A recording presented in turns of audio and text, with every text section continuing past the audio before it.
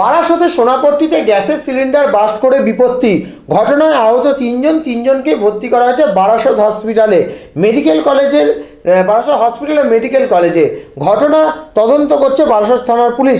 Gas cylinder burst করে কি করে বিপত্তি হলো সেদিকে কিন্তু অবশ্যই খতিয়ে দেখতে বারাসত থানার পুলিশ, এবং সেই জায়গায় কি ছিল সেই জায়গাটা কিন্তু খতিয়ে দেখছে বারাসত থানার পুলিশ। দেখুন সেই চিত্র।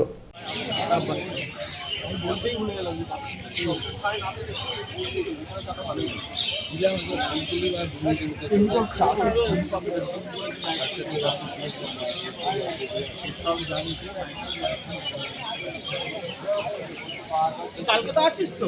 ব্যাস কালকে আমি বলতেই ভুলে গেলাম যে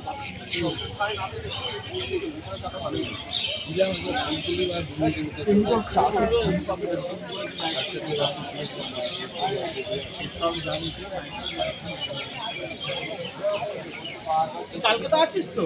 ব্যাস কালকে আমি বলতেই ভুলে গেলাম যে